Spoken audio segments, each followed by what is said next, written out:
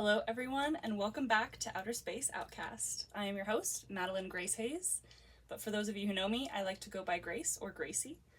It has been a while since I've done a podcast episode, but over the past couple months, it's just been feeling like it's time. It's leading up to something. I'm being prepared for something, and I feel like safe within myself to use my voice and to speak my truth in a way that I have never felt before. And it is quite a beautiful feeling, one. And two, I truly want to share what I'm experiencing. And I'm questioning everything, as I have been for a very long time. But I'm questioning it now. I'm questioning the world and life now in ways that I just haven't allowed myself to approach before.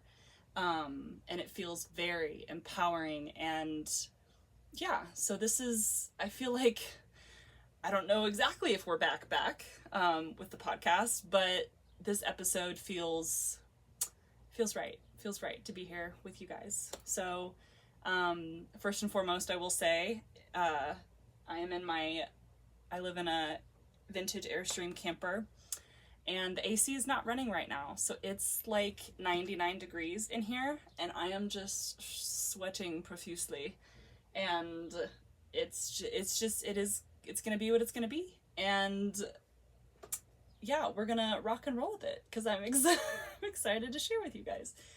So yes, it's been a while since I've done an episode.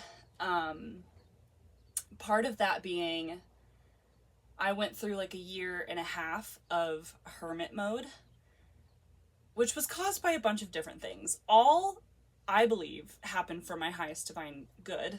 I think the things that I have experienced in my life, no matter how hard they are, they pushed me to this point. They pushed me to this person that I am right now in this moment at this point in time. And I think that's a really beautiful thing. And I'm learning to be grateful for that and I'm learning to accept that as a blessing and a part of my growth. And everything that's happened has happened for a reason. And it got me here, talking to you about so many things. What's the episode about today? Extraterrestrials. As always, that's like the point of why I started this whole series, right? Only now that I've experienced life a little bit more, because when I started this podcast in high school, or not high school, goodness gracious, my experiences started really in high school. I started remembering. And then in college is when I started this podcast talking about different, topics related to ETs and classified documents and all of this stuff. And then when I went into hermit mode, I went through all my old videos and I was like, oh gosh, no. So I just like removed most of my old videos because I was like, this isn't who I am now. This was me 4 years ago when I was really just learning about stuff. And I'm still learning. This is like my student of the infinite universe, we all are. So it's like my motto, and I truly believe that. I think we are put here to experience and to learn and grow. And I think we're constantly evolving, and we really have to allow ourselves to do that. We have to allow ourselves to evolve. And when we do that for ourselves, I think in turn that will be reflected in humanity as a species. When we can really begin to like honor the growth that we personally have as individual humans, allow that, respect it, honor it, that will begin to reflect, everything's projection, right? It's a mirror. That will begin to reflect in humanity. And I think that is truly when change will happen. And I think it already is happening. But anyway, back to, so hermit mode, this last, year and a half, where I didn't know what to post. I didn't know what was safe for me to post. I didn't know how to correctly convey. I didn't know what I was supposed to be talking about, which sounds so bizarre. But these things that I have been experiencing that are literally otherworldly, that I have no physical, tangible explanation for some of the things that I have encountered and some of the things that I have experienced. So with that being said, it's like, well, if I have this platform, because I started, this podcast and I was promoting it on TikTok, and then a lot of my videos blew up, and it became so centered around like ETs and aliens, and which is great because I was so intrigued by that at the time, and obviously I still am. But I want to, and then part of why I went into hermit mode was I wanted to make sure that if I was going to be putting something out there into the world, I wanted to be, 100% comfortable and like rooted in this authenticity of myself, and like proud of what I'm talking about, and like owning my shit basically. And I didn't feel like I was doing that. I felt like I was learning things and then just kind of regurgitating it, which is great and fine because that was a part of my journey. But now it's like, okay, I've experienced some really bizarre and weird stuff. What am I supposed to do with this? Why did I have these ET encounters when I was a kid? Why do I have these memories of being on board spacecrafts as a kid? Why do I have memories of getting out of bed in the middle of the night and going out into my backyard and being picked up by something? Why do I have memories of beings, non-human entities, telling me that I'm supposed to be doing different things on this earth? Why do I have this memory of these same beings telling me things like, oh yeah, you're going to help humanity understand how we're all connected and that we are here to help. You are meant to be a part of this next stage of human evolution, which is this idea that humanity is capable of acknowledging that if life is possible on our planet, it's possible on others. If humanity can exist, it's quite possible other species and other civilizations do and have as well.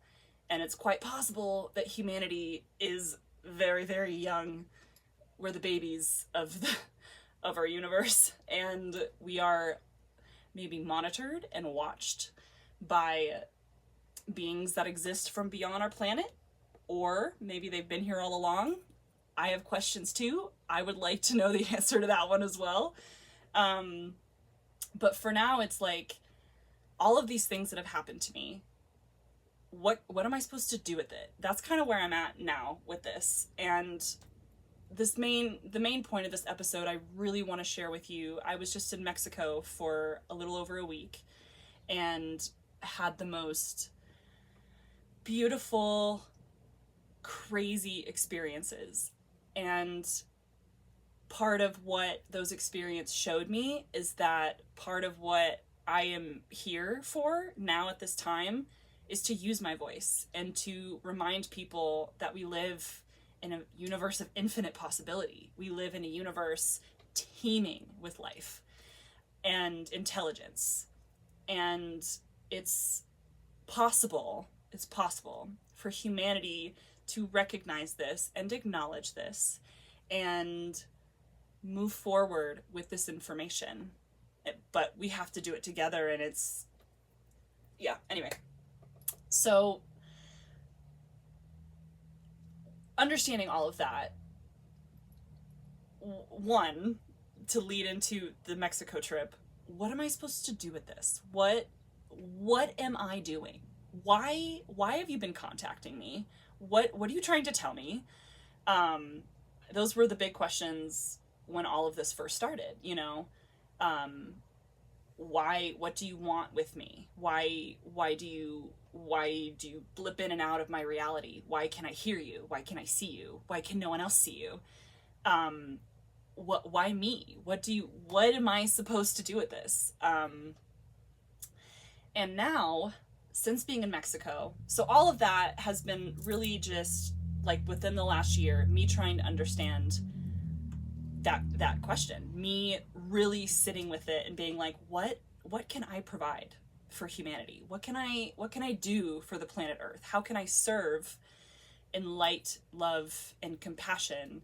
And how can I honor my shadows? How can I integrate my shadows and use them as a tool to further my human experience and show me my strengths and what I'm capable of? And that has been a really beautiful, beautiful part of my journey, has really been like, okay, Grace, here's some things that you have not been looking at a lot, maybe like ever. Like you've really shoved this under a really, really thick rug, and you put a bunch of bricks on top of it, and you're like not looking at it. And so it's like, okay, taking the bricks off one by one and like undoing the rug and being like, why was I so afraid to do this? I'm not saying it's perfect. I'm constantly learning about myself and my environment and the planet and the universe. And it's an honor to learn and to get to do these things that I am doing. But I want to make sure that I'm being true to myself, and speaking on things because I know it in my heart to resonate with my soul, and not just because, oh, like this is not clickbait. That's not the word I'm looking for. But a couple years ago when I was in college, that is the vibe. That's the way that I would record, the way that I would put things out there. And it was to really bring people in and to, you know, have people question this phenomena with me, you know, the UFO phenomena.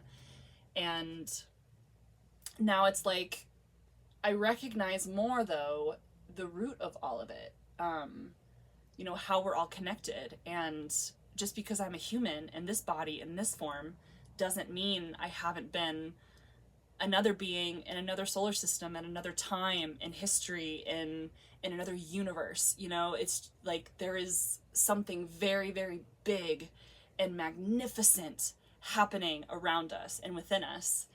And I've just been really trying to tap into that, and I hope to be able to share that with you all. And thank you in advance for being here and for watching and listening.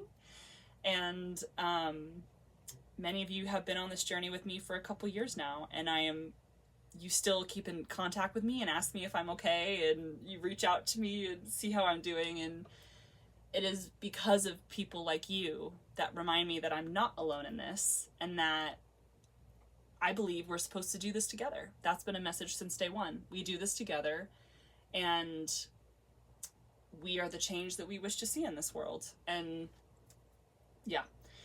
So that has been, you know, the past like year for me, figuring out, understanding this phenomena. I started working with MUFON, the Mutual Unidentifying Flying Object Network, just as a volunteer. Once a month here in Sedona, there is a lecture with different people. People from all over will come in and speak. People will come in from all over to hear these speakers. And I have had, oh my gosh, you guys, I have had the chance. I had dinner with Travis Walton, who, if you don't know, he is one of like the most well-known UFO encounters that happened not far from where I live here in Arizona, in Snowflake.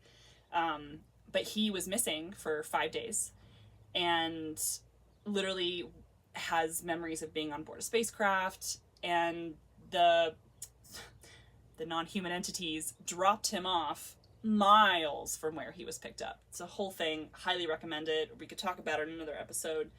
But I had dinner with him and changed a lot of things for me. And granted, that was like back in November, so that was a long time. That was a while ago now. And talking with him and sitting down with him and us sharing our experiences, I'm like, oh, okay, there is something to this. I am not alone. I am not alone in my encounters, right? And then, of course, I met like J.J. Hertek, who wrote The 12 Keys of Enoch, and his wife Desiree.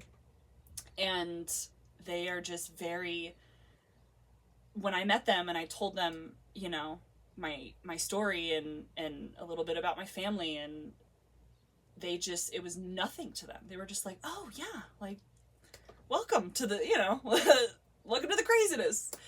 And that opened me up as well. And just getting to meet these people and scientists that, you know, work with this phenomena, it's kind of like, this is real. There is something to this phenomena. If it's not just happening to me, it's happening to many, many others. Why? Why now? What does this mean? Again, I keep asking myself these questions. And a couple weeks ago, I guess a couple months ago now, I got invited to Mexico by my friend Amalia, and her family has property in northern Mexico, and they come from a very beautiful line of, I want to say shamans, because shamans, it's, yeah, it is passed down in their family. They are a very, very powerful group of people. And I actually first met Amalia at the first CE5 event I did about over a year ago now in Sedona. It was my first big event. And honestly, it's the last big event I did because this one rocked my world so much. So Amalia had invited me. She found me on TikTok and she said, hey, will you come to my CE5 or my retreat that I'm doing in Sedona, and will you do a CE5 event one of the days? And I said, I guess, girl. I guess, yeah, sure, why not? So we ended up doing the CE5. It quite literally shifted my entire reality experience. I've never experienced anything like that. Haven't really talked about it because of how much it's made me question everything. And I haven't really been able to find people that can understand the type of magic that came from that experience, and the type of magic that just seems to hang around this phenomena. And so when I did the CE5, do I have time? Yeah, why not? I'll just tell you a little story what happened with the CE5. So me, my friend Cassie, and we had this like giant quartz crystal, and she was doing the CE5 with me. So there was the three of us, and we had been going over like how we were going to do the meditation, and like what we were going to say to invite our star friends in, basically. And this, like, the second after we close it, the second after we complete what was written down for us to say, this bubble forms around us, you guys. Like, to this day, I'm like, I haven't been able to meet anybody that can like understand what the heck I'm even talking about. So this bubble formed around us, and everything went like slow motion. It was like something like out of a sci-fi movie, or like CERN, or like, it was just, oh, you guys. Okay, so this bubble of like energy forms around us, and I can see it with my eyes. It's like, whoa, whoa, whoa, and I could hear it, and it's like pulsating in my brain. And it like goes, like it starts close with us because we're like sitting in this like little triangle thing together. And it like, this bubble forms around us and goes like, whoa, whoa, whoa, outwards. And then it like goes, and it like shoots out. And then we hear this really loud explosion. Like it sounded like a power box or like a power breaker, like blew up. It was loud. And sure enough, some of the people in the retreat, they had been like, we were up at like the little tent area, and they were all down at like this river spot, but we hadn't seen them down there. So they come running up from the hill, and they're like, did you guys hear that? You're never gonna freaking believe what just happened to us. You're never gonna believe it. And apparently at the same time that bubble had formed around us, a cloud like interdimensional looking ship formed over their heads and looked like it had opened up. And like 12 of them saw that. So there wasn't just one person, you know, it was like, it was multiple people. And so they come running up the hill. I'm still like, what just happened, bro? What just happened? Like, how, what is that? What is that? And, yeah. And then later that night, we did another CE5, and there were like a couple ships would blip in and out, but it was actually the night of the blood moon in 2021 or 2022. Jeez, 2022, and we ended up waking up at 4 a.m. to do another CE5, but this time it was just like 5 of us, and we're sitting outside, and all of a sudden this purple like cloud is over our heads, and all of a sudden the ground starts vibrating. Like, it's almost like this purple cloud is sending this energy directly over us into the ground beneath us, to the point where all of us could feel the ground shaking. And I probably would have been like, well, like, you know, whatever. Well, the next morning I had this lady come up to me and say, you know, I'm aware of what you were doing, this CE5, because I was trying to explain it to her. Well, she said, as she was trying to sleep, she was sleeping on the ground, and there was a mat between her and the ground, and she could feel the vibration go. She was like, I could feel it going into my stomach. She was like, I don't know what you're doing. I don't know who you are, but you did something, and I felt it, and you made a believer out of me. And I was like, oh, okay, like, what? So that big experience, everything that happened in that day, shifted everything, because now it's multiple witnesses, multiple people seeing and hearing exactly what I am. And all of that, it was just magic, you guys. I have no other explanation, but it was literal magic. And so, and on top of other things too, where I was just like, I want to be able to go out in the world and do all of these things. How can I become that person? I know I already am her. Time is an illusion. But what can I do to better myself and approach things within my being that I have been hesitant towards because maybe it felt scary, or I was, you know, I just didn't know that I had the strength to do it, right?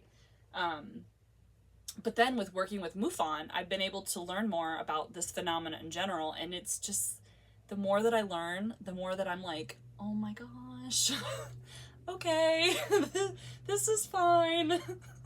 I'm fine. Anyway, so with that being said, I do believe there is obviously something much bigger than us at play, as I have said. But so I got invited to Mexico to do what was called the Earth Dance, paired with a Temazcal ceremony. Excuse me.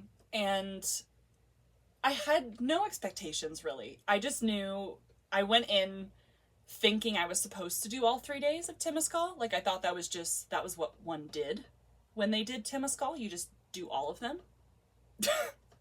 No one told me any differently, I'll be honest. So I went into this being like, oh, Temazcal, which is a sweat lodge. It's an indigenous sweat lodge, and the one that we did in northern Mexico was made of willow limbs, and then they put them together, they tie them up, and then there's these sacred wool blankets that go wrapped around it that have been in their family for years. So my friend Amalia is like, hey, I really think you should be here for this Earth Dance and the Temazcal. You don't have to do the Temazcal, only if you feel called, but you're supposed to be here.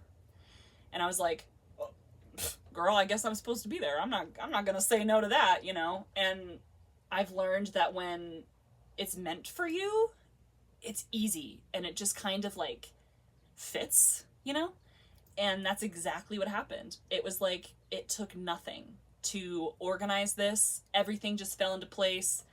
We were super short-staffed at work, and I'm like the supervisor, and I was like, you guys, I have to go here. I have to go to Mexico.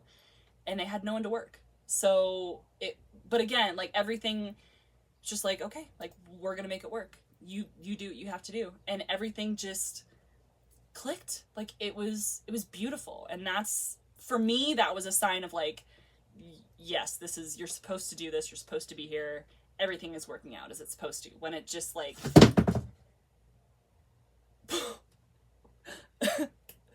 period. My yin yang painting just fell.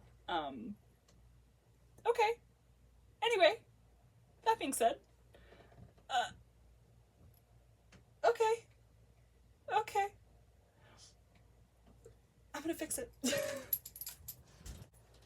Anyway, so I go to Mexico, and I get there a day early before the event, and Amalia is getting ready. She's like taking a shovel. She is scraping the crap out of the floor of the Temazcal. I'm helping set up I'm like hanging up flags in the trees and ribbons in the trees, and meditating in different spots where I felt called. And I basically helped set up the event. And she kept saying, like, you don't have to do that. Like, you came all the way out here. Like, don't feel like you have to help me do these things. Like, these are chores. Like, this is farm work. Like, you don't have to do this. And I literally like looked at her and I said, listen, I am here for a reason. I would be honored and thrilled and honored in all caps, to help you prepare this ceremony for the shamans and the people and the community coming to be a part of this. I would be honored to help you set up. I would be honored to help you build this, And sure enough, she was like, oh, okay, like, thank you. Yes, I could use your help.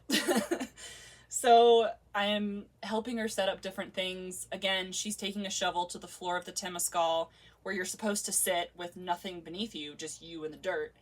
And there's all these like little pointy things, right? And she's trying so hard to like get them all out. And in my mind, I'm like, I feel like you're not supposed to do that. I feel like you're supposed to like when you crawl into the Temazcal and you sit on something pointy, I have a feeling that's just how that's supposed to be, And she's like, no, it's gotta be perfect. It's gotta be perfect. And I'm like, girl, I think you're, the point of the Temazcal is to be uncomfortable. And sure enough, she was talking to one of the shamans about it, and they were like, actually, if you do crawl into the Temazcal and you sit on that, if you sit on something pointy or one of the little things sticking out of the ground, that is your contribution. That is your blessing, your offering to the earth. And so you don't need to do all of that. Everything is exactly how it's meant to be. And she was like, oh, okay. And so that was kind of our first, part of me too, my first lesson in like this whole Temazcal ceremony. And so that was the day before, obviously. And the next morning we wake up, and keep in mind, I am basically the only person that doesn't, my Spanish is good. I can understand Spanish. I took many years of it when I was in school.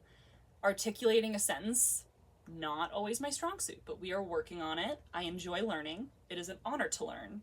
And so I'm just going to keep at it until I get better. That's just how that cookie crumbles. Anywho, so my Spanish, very mediocre. I'm still learning. And most of everybody there are native to the land. Like, they don't really speak English either, So it was it was good for me to be in that situation. However, it made for a very unique experience for me, because in a lot of ways, Amalia, she was interpreting like not the entire time, but a lot of the time for me, until I started to like intuitively understand, which I found cool, and I was proud of myself for that. So the first day of the Earth Dance, we wake up, they have a medicine wheel on their property. Basically a big circle of rocks and a smaller circle of rocks right in the middle. And in the middle is where the shamans sit with the big drum, the big bass drum where they take the drumsticks and hit it, and then they sing, right? So that group, that, oh my goodness, such sacred, beautiful people, sat in the middle, and they opened the dance to the community. It was this idea of inviting people from the outside in, and teaching them why we have these intentions, why they have these intentions when it comes to the earth and these dances and the Temazcal, and like, what's the point of all of this, right? Well, I don't know what I expected, but it was way bigger than I was able to fathom at the time, and I'm still processing it. So the first day of the dance, in the morning, they were drumming in the middle, they start singing, and then the people that are there, one circle, or you form a circle of people around the center, around the drummers, around the singers. And we would move in one direction, and then there's another group of people around that circle, around us, that are moving in the opposite direction. So the whole time that this is happening, while they're playing, while they're hitting the drum, while they're singing, which I will say, the vibration and that sound is something that it woke my soul up, in a sense. Like, my soul just remembered. When I did my CE5 event here in Sedona, Amalia's grandmother, who is a shaman, I actually met her, and at my CE5, I was like, oh, not it, the reaction from the CE5 that I had done was very a lot of people didn't believe what they were seeing. A lot of people were angry that they weren't seeing what others were seeing. So it really put me in this, people were angry at me because they weren't seeing. And that was a big wake-up call for me. Another reason I went into a year of hermit mode. People were pissed at me. Pissed. So much anger because they were not seeing what I was seeing, or they were not seeing what other people were so excited about. Oh my gosh, I can't believe I'm seeing this. This is magical. And then they'd be like, well, why can't I see that? And which to me, that's obviously that's ego, right? When your ego's not seeing, and at the time I had to be I'm sorry, it's just not time for you to see. You'll see when it's time. But humans don't always like that one, that was a tricky one. But again, that propelled me into my hermit mode. But that night, Amalia's grandmother took my shoulders, because I was upset. I was like, oh my gosh, what am I supposed to do when this happens? What do I do with this, She took my shoulders, and in the little English that she could speak, she told me, you are beautiful, and you call them, you see them, you can communicate with them, you see. And I just remember being okay, I guess, a whole whirlwind of emotions. But I'm telling you that because the woman leading these earth dances was Amalia's grandmother, Abby, and one of the most beautiful women, one of the most beautiful humans I've had the chance of encountering. So before the earth dance, before we would even start playing the drums, start singing, start dancing, she would pray, we would all pray to the four directions, north, east, south, and west. And then we would pray, and we would obviously thank the sun. It's a matter of thanking all of creation, because creation is you. Oh, so beautiful, so beautiful. So we would pray and give thanks to the four directions, and then we would pray and give thanks to the center of the universe, which from where we were standing was the drummers. The energy coming through these drummers the energy coming through their throat chakras when they sing, the sound that they reverberated was sacred and intense and beautiful. Oh my goodness. Still processing. But then lastly, we would thank the cosmos. And again, this is from what I could understand from the Spanish that I know and from the times that Amalia would translate for me. But we would give thanks to the universe. We would give thanks to, she said, and this is what I could understand in Spanish, we would give thanks to our cosmic brothers and sisters, our family, our star family that exists beyond this earth, beyond this realm, but they exist. They are there. And we give thanks and gratitude for them, even though they are not with us, which everything is an illusion. I mean, so they're always with us all the time, right? But this was like, for me, seeing her say this, and then I heard Amalia's translation of like, we acknowledge that these beings exist beyond us, and they are there, and they exist. They have been in contact with us, and they will do so again. That was pretty profound for me, you know what I mean? Especially being as there's all these ancient civilizations that talk about contact with these races, these beings, and the prophecies throughout multiple of these people and these civilizations is that contact will happen again. The time will come when humanity reaches this point where they can have said contact. And when I look back at our Earth's history, maybe back then we wouldn't have been ready for it. Maybe we weren't able to comprehend in our minds and in our brain that we are a part of the all and the all is a part of us. What about now, though? Like, this is like they're preparing for something, like something, the disclosure that's happening around the world right now. Something is happening. Is humanity being prepared for contact? Is this possible for humanity? Are we capable of this? Is this possible, right? All of those things I experienced as a kid, is that preparing me for some kind of contact experience? Like, what does all of this mean? Anyway, don't mean to get off topic. So we would do the earth dance 1 a.m, and we would sing together and dance together and pray for the world. May we find solutions to the problems that we face. May we love our neighbors, and may we be strong enough and rooted in who we are as human beings to help our fellow brothers and sisters in need, whether that be in Palestine, in Congo, in Sudan, in Tigray.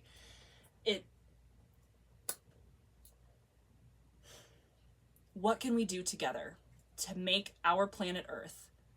What can we do together to give the planet Earth what she deserves? What can we be as a species in balance and in co-creation and in compassion and in love with the planet Earth, with each other? How can that be done? How can we do this? How can we take steps? I know it doesn't happen overnight. That's too easy. That's too simple. How can we take steps to be that change that we all wish to see in the world, you know? And that was really profound. And that was like day one, you know? So the dance circle closes out, and every day they asked me, everybody left out of the circle, and they asked me to be a part of the group that circled the center, the people drumming and singing. And they handed me a drum. Abby handed me her sacred drum. And I just started, like, I hit it, and something just came over me. So everybody had left, and it's kind of like we're all in this, like, just mode of playing through prayer and singing and song and just being there together. And of course, at this point, it's only just a small group of us. But I was one of the people dancing around the drum circle, and my soul knew exactly what to do. My soul knew the movements. My soul knew what to do. My soul remembered. And it was so, which makes sense, right? Because the idea of the drum is that the drum is the heartbeat of the planet Earth, of creation, which is us. So all of that information already exists within us. So it's almost like hearing that drum and me playing has taken me back to other lives and other times that I embodied that I was that. And so that was really like eye-opening, and it was big. It was like, oh, okay. This is great. This is normal. So after that, we would close out of the ceremony. We would basically just huddle together, just hugging each other, just giving thanks for who we are, for the divine that created us, for the divine that is within us, that allows us to sing and dance and create and love and be. And it was quite beautiful. And so after that ceremony, we prepare for the Temazcal, which is the traditional sweat lodge. And the sweat lodge pretty much is a very like, it's a low hut on the ground, basically. And so when you crawl in, you are crawling into the womb. The Temazcal represents the womb of Mother Nature, the womb of the earth. And when you're sitting in there and it's hot and it's intense and it's sweaty, that is the womb. You're literally like, I couldn't even sit up. I was like cramped over.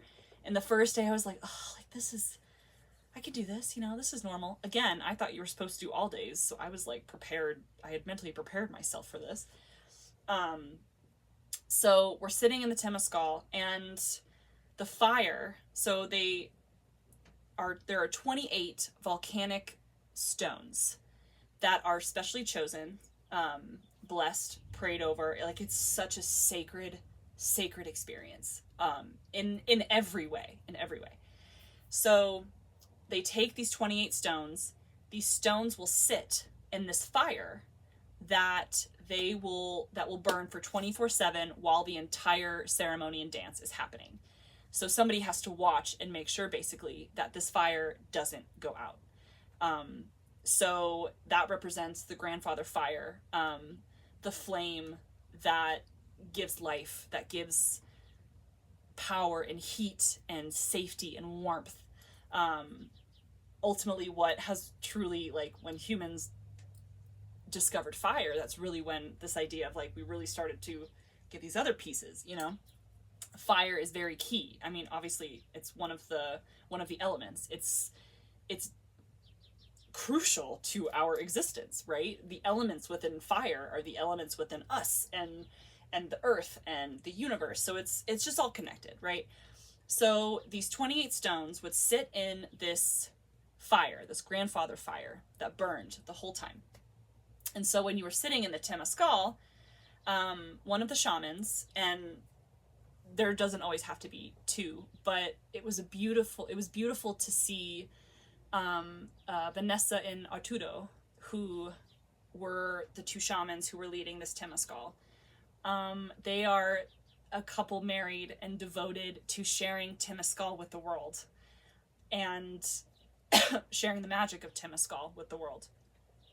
So Vanessa offered this feminine energy, this feminine presence, and Arturo brought this masculine presence, and together they just balanced out the Temazcal. And when you crawled into the Temazcal, the men sat on one side and the women sat on the other side, and it was this beautiful, like, the men even were like, we hold this space for you women because we acknowledge the power that exists within you, but we also acknowledge the pain and the hurt that you have endured at the hands of the masculine.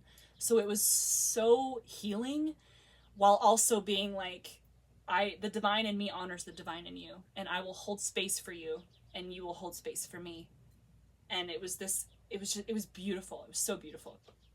So Vanessa would sit in the center of the Temazcal with buckets of water.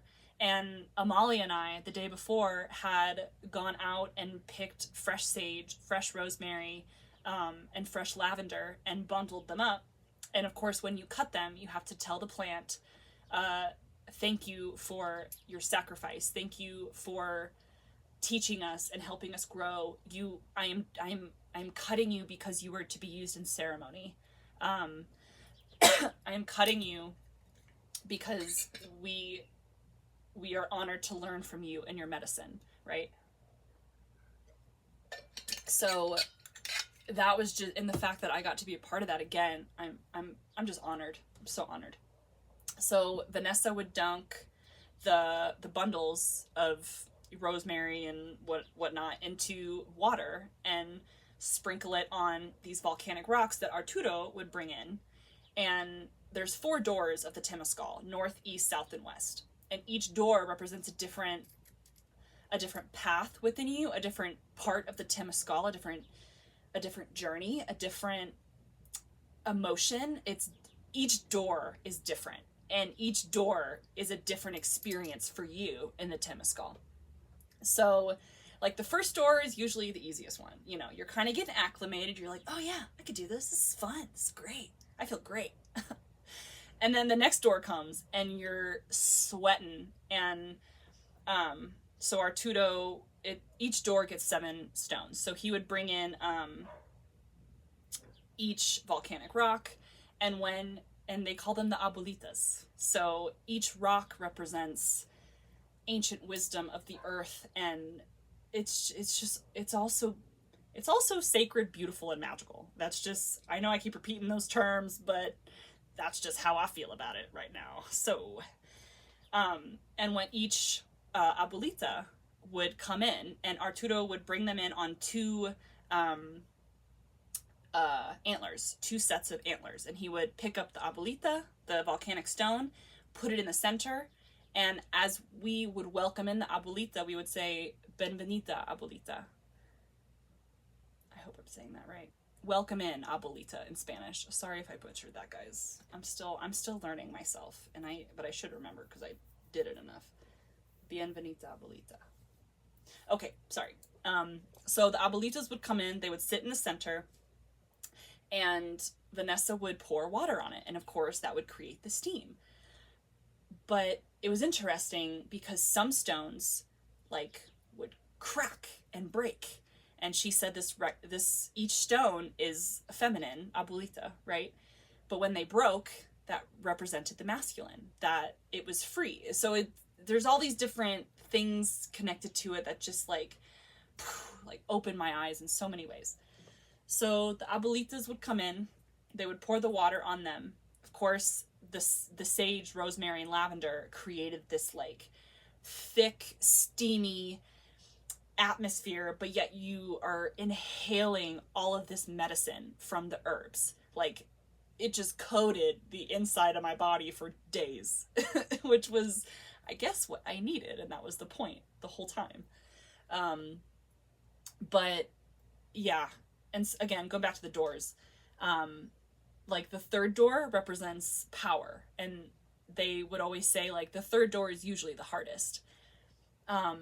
And I always noticed on the 3rd door is when I was really faced with my ego. I was really faced with who I was in this life in connection to what I feel in my soul. What is my soul? What is my soul in relation to all things, in connection to all things? How can my ego be in balance with that? How can my ego and my soul be in balance and in harmony with each other? And how can we create something within us how can we create harmony within ourselves so we may create harmony in the world outside of us? Because everything you do in here, the idea is that it will happen out here. So I really noticed it was in the 3rd door that I was faced with that ego, that like, oh, this is ego. Okay. How can I move through this? How can we move through this together? How can we learn together? How can we grow together? How can I honor my ego, and how can we create something beautiful together? So that was especially the first day, that was really strong for me. The second day was easier. Again, I thought you were supposed to do Temazcal all day, or all the days. So again, you wake up, you do the earth dance, you prepare for the Temazcal, and it's muddy and it's intense and it's just, whew, it was a lot. It was a lot. But the very, very last day, I will say, was the one that was most intense for me. And the very last day, of course, we all crawl into the Temazcal. Only this day, and I was sitting in the back because I was like, well, I'm not from here. This isn't, like, I'm just gonna stay back here. I'm more comfortable back here. But then Vanessa called me out, the shaman. She was like, you sit here. You sit right here next to me, right up front, right in front of the fire. And I was like, are you, what? And Amalia translated for me, and she said, warrior, you're a warrior. Come to find out, most people don't do Temazcal all 3 days. Most people just do it like one day, and like that's enough for them. But I went into this knowing that I just had to do all 3 days, even though, yeah, and it was good for me. Anyway, so she tells me, if you do Temazcal all of the days of the ceremony, that is reserved for the warriors amongst the tribe. That was the strong did all 3 days, or all of the ceremony, And so when she said that, I was like, okay, sure. I will do that. I will sit next to you. I would be honored to sit next to you. And I felt so much love from her, and the mother is strong in her, guys. She just radiated love and compassion and beauty. And yeah, it's a pleasure to know her. And if she ever sees this, I love you, and it is a pleasure to know you. So we sat up front, and again, the last Temazcal was the hardest for me personally. It's the hottest one. She said she did it on purpose. Of course she did. Of course. So I start thinking like, oh my gosh, I don't think I had enough water. I don't think I had enough to eat. I'm going to pass out. And then she would say, well, if you pass out, that's just because you need to receive something. Like, let yourself pass out. I'm like, okay, sure. Right on. So I'm feeling kind of like, I'm just like, it's hot. And of course I'm right up front. So I'm like, just like, ugh, like it was just wild. And so then she tells us, if we feel the need to lay down, we can, because it's so hot. So I lean back, there's nobody behind me. I lay my back on the ground, and the heat is just like above, the steam is like just above my face. And I just start crying. This intense emotion floods me, and it's like maybe everything bubbled up to the surface. I don't know, but it like rocked my world. I start like, I'm crying, but yet I feel so much gratitude because I am able to cry. Like it was very moving and healing. And I just remember laying there on the dirt, like nails gripping into the earth. That's like mud now. And I take the mud and I just smear it on my face as I'm crying. And so then I sit up and I start to have this like, I know what I'm here to do. I know why you've asked me to come here. I know what you're showing me. Like I started seeing things, and like it was very, very profound. And I just kind of had this moment of like I almost kind of like shook it off because I was, so emotional. And then I just sat there and I was like, I understand, and I know, and I can do this. I see, I understand, I feel, I can, and I will. For the earth, for humanity, and for the highest divine good of my soul, I can, and I will. And it was very, very intense. And it was just this just like this knowing of like, I've done it, and this is only just the beginning. Yeah. And so then of course she closes it out, and I'm just left in this like state of awe. And Amalia kind of like we look at each other, and we just like smile, and I like we just hug each other, and just so much gratitude for that experience, but also for what I know that I can create. And yeah. And so we all sat in there for like 15 minutes after the Temazcal was over, just being together in silence, and just loving each other, just holding space for each other. And it was very, very beautiful. It was very, very magical, you guys. So then, and after every Temazcal, you obviously crawl out of the main door, which Temazcal represents the womb, right? So as you are crawling out of the womb, you are reborn from the person you were, to what you left behind in the Temazcal, to who am I now? Who am I embodying now? What can I create now with what I have learned, with what I allow in my life, in my being? What can I do with this, you know? So when you get out, there was this sweet little boy with tobacco, and you would take a bit of the tobacco and you would go to the grandfather fire, and you would give your thanks. And of course, on my last day doing that, it was like sad to say goodbye, you know? It was like saying goodbye to an old friend that didn't know when you were going to see again, in a weird way. And I feel emotional even right now, like what? But I just remember everybody else. It was a big Temazcal. We were in there for a long time, and it was just, all of us were, it was just quiet. It was just quiet. And I remember just standing there. I was so thirsty and feeling not weak, but in a way I did. And I stood in front of the fire, and I gave my thanks. And again, I felt emotional, and I dropped my tobacco in the fire, and I felt this sense of completion. You did what you felt called to do. You did what you were led here to do.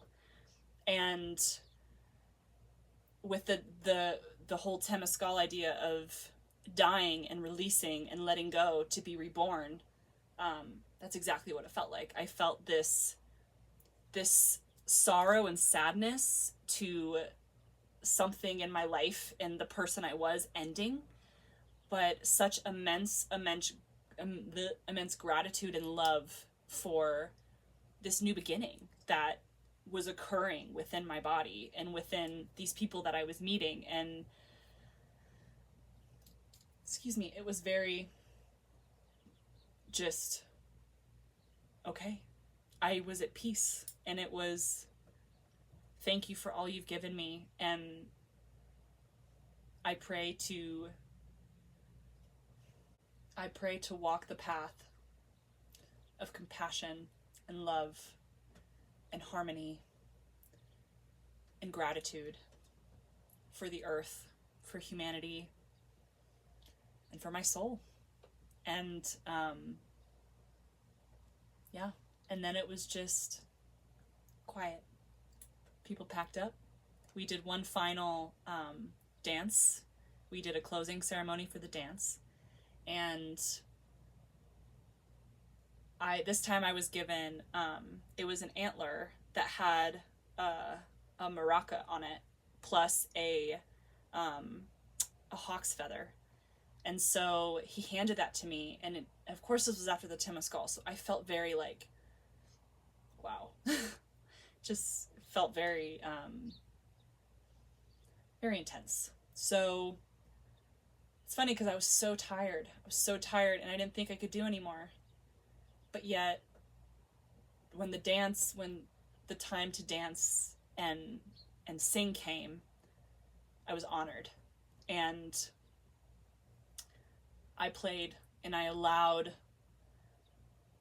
my soul to sing, and I allowed my soul to dance. and my ego was along for the ride, and it was beautiful. And together, I would like to continue growing and honoring my ego and honoring my soul and honoring Madeline Grace Hayes, who I am in this life, and honoring what I can bring to the earth and what I can bring for her people. And yeah, just a beautiful experience all around. And this is just the beginning. So ultimately, I don't think this will be my last Outer Space Outcast episode. I think my time, I think I'm really just beginning to understand what I'm capable of and what I can do, what I'm being asked to do and what I'm being called to do. And I don't have all the answers yet. Shoot, I may never have all the answers till the day that I die, and that's gonna be okay. And when that day comes, I will open my arms with gratitude for all that I have experienced and learned, and death will just be my next adventure, you know? But for now, I'm here on this beautiful blue planet with life, and I hope that maybe together we can recognize that life just isn't on this planet. It is other places. And maybe, just maybe, we are capable of having contact with those beings and those civilizations. And maybe that's the next stage of our evolution. I don't know. I don't know.